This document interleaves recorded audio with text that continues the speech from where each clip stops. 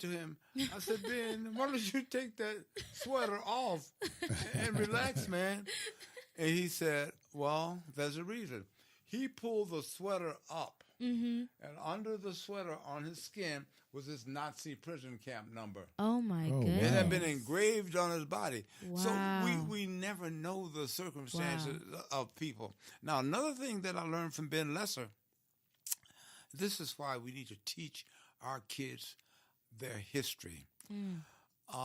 He was, I believe, in the prison camp Dachau, Dachau. Yes. Dachau and Auschwitz were the two really very serious camps for Jews.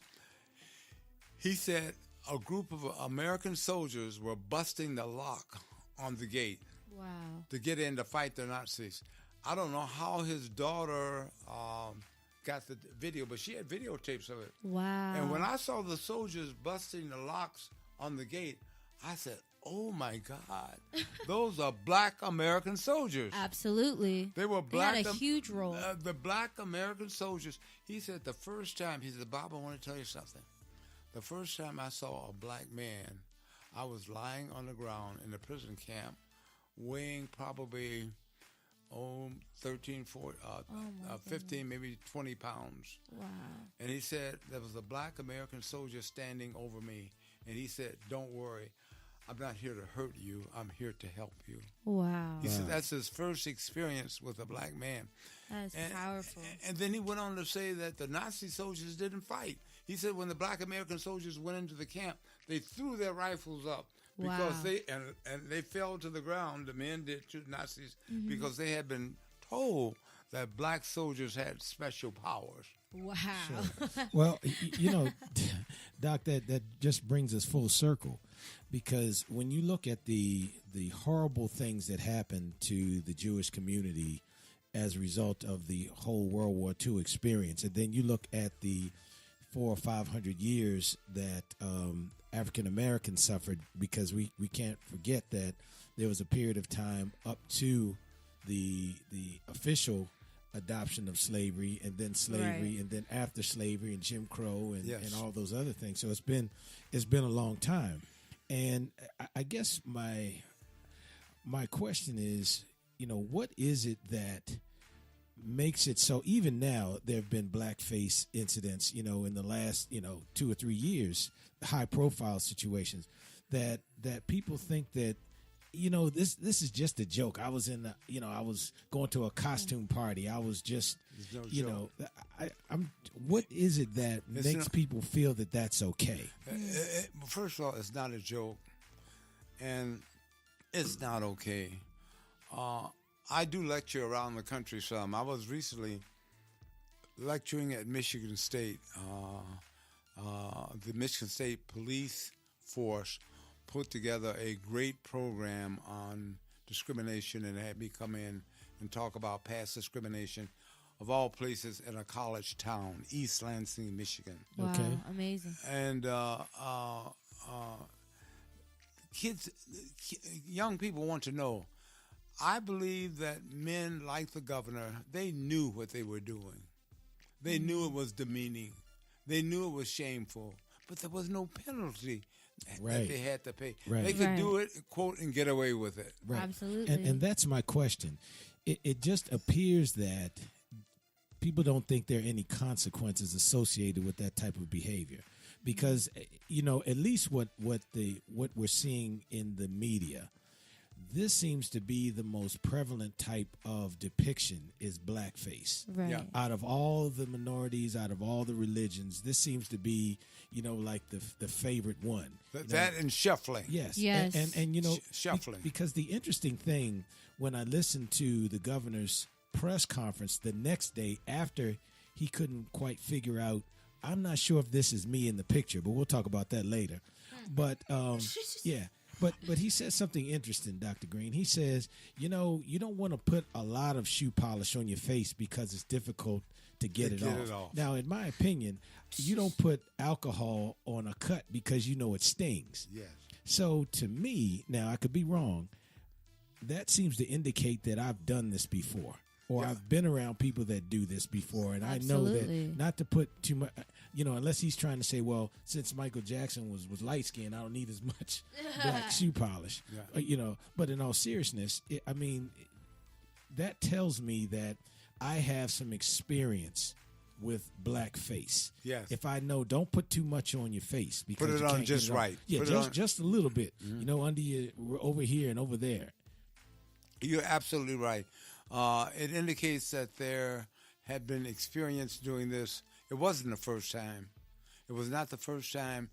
And again, I come back to the point that the most serious issue for him was the fact that he got caught.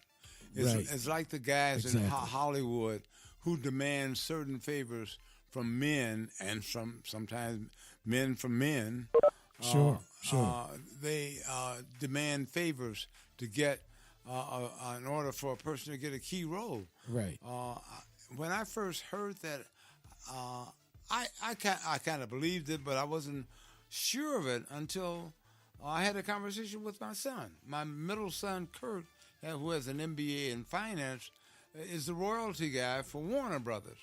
And he said he learned early on from listening to others to being concerned about the affairs of others in Hollywood, that was a practice that so-called men of power engaged in. Sure. A woman had to do favors for them, and sometimes men, in order to get what they want. So again, it comes back to the point of being fair in America. Are we going to be fair in America and treat everybody in a sane way? Are we going to treat people in an insane way and be concerned when they approach us and challenge us in a sane way? They engage in illogical behavior, but they want us to be logic about it. It doesn't make any sense. So one of the questions that I wanted to know is that, so obviously you were around and very active in the civil rights era. And one of the things that you talked about earlier was that people do these kinds of things because A, they have no repercussions, and B, they want to keep people, quote unquote, in line. In line, yes. And one of the things that keeps being brought up today is the power behind these Make America Great Again hats being the same kind of thing. People get real bold once they put that hat on. So what similarities do you see that are happening today that you saw happening back then? Again, making America great comes to a person, a man by the name of Donald Trump, who was very unfair in a lot of respects in terms of his treatment of Barack Obama. Right, absolutely. Constantly raising the issue of his birth site.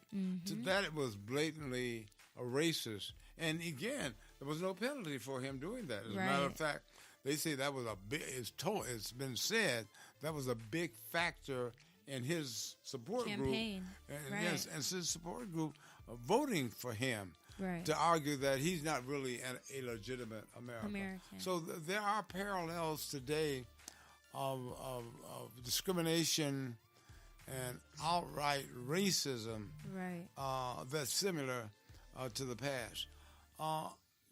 Coming back to the past and Martin Luther King Jr., I want to say to all the young people out there, don't be afraid to fight for social justice. Yes, stand up. Stand up in a very strong way. Martin Luther King Jr. did that. My dad, in a way, was kind of a fearful man about his 5 boys. My father used to always say, be careful, obey the police, don't argue. I want you to come home at night and not in a body bag. Right. Because my father had been in the war. And so he used to say that, and I used to wonder, why was my dad so fearful? I discovered, and it's in my book, At the Crossroads of Fear and Freedom, that when my father was 14 years of age, he didn't hear, he witnessed the lynching, the hanging of his best friend from a tree. I asked my dad, I said, well, Dad, what did he do? He told me this when I was 45 years of age. I said, what did he do, Dad? He said he didn't get out of the path of a white man fast enough. Wow. So when Najwa Johnson told me that story about her mother lining all of them up. Right. And when a white man, one would pretend to be a white man, the other stepped aside. And they bow. That had reality in it. So, again, we're dealing with the insanity of racism. We're dealing with the illogic aspects of racism. We're dealing with the craziness of racism. And we have to challenge it at every level. So I say to young people, don't be afraid to fight for freedom. And I think the problem with my generation is that we have no problem standing up, but it's sticking to it. Yes. So it's like, we'll go out. I mean, I look at, this is obviously not as big of an issue, but just an example, I look at this whole R. Kelly thing. When the R. Kelly documentaries first came out, everybody was so outraged. They were like, oh, mute him, don't listen to his music. And a couple weeks later, now people are still stepping in the name of love. Yeah. So, exactly. We have to be, stick to it. We have to be consistent. Young people and old people, both. Yes. And we need to work together for social justice. It's not a part-time thing. Yes. It's a full-time effort working for social justice in America. And I want to say that I'm proud of young people who try and work hard to do the right thing. We have one challenge going on right now in the Clark County School District. Black and Hispanic kids fighting at several of the high schools over turf, I guess, which doesn't make any sense at all. And so one of the things that I plan to do, I've agreed to work with some of the leadership and hopefully with another young Hispanic male to talk to these kids to say, you have more in common than you think. Because Hispanics were discriminated in Texas, still today maybe, in terms of employment. And the segregated whole immigration schools, thing. Right, segregated schools. So we got to learn to work together. I say to young people, hold your head high and look for the freedom line. The line of freedom, which is long and extends across many, many generations. And don't bow to racism or social justice. One other thing I want to point out, educating young people, especially young whites. I've had, over the course of the last several years, young white students at places like Texas A&M, Wellesley, Michigan State, come up to me and ask, Professor Green, did that really happen? Wow. Was it true that blacks couldn't buy homes in certain neighborhoods? Is it true that if they were shot by police, there would not always be a hearing? Yeah, because they're taking it out of the textbooks now. Yeah. I said, yes, it did happen. Wow. And so we have a challenge ahead of us. Let's work hard, and let's keep our kids in school, off the streets, and out of prison. Absolutely. You go to 3rd and Paloux in San Francisco any day of the week at 2 o'clock, and you'll see young black men standing on the corner peddling their stuff, and they don't know that's another way to end up in prison. Absolutely, and they're looking for stuff like that too, because they can't wait to put us in prison. That's right. So, well, this is a great note to leave off of as we go into the break. Again, we have our guest, Dr. Robert Green, here. This has been a great discussion so far. So let's bring it back after the break. Okay.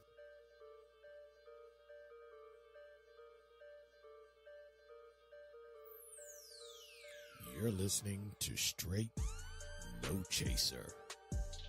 We'll be right back.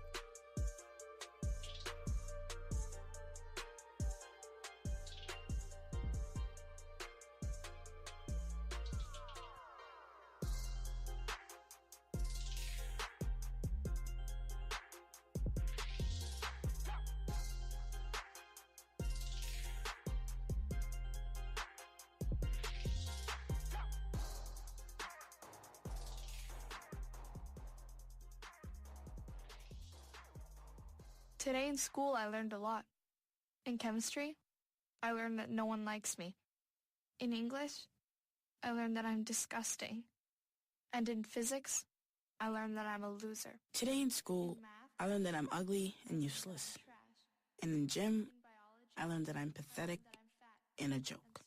In history, I learned that I'm trash. Today in school, I learned that I have no friends.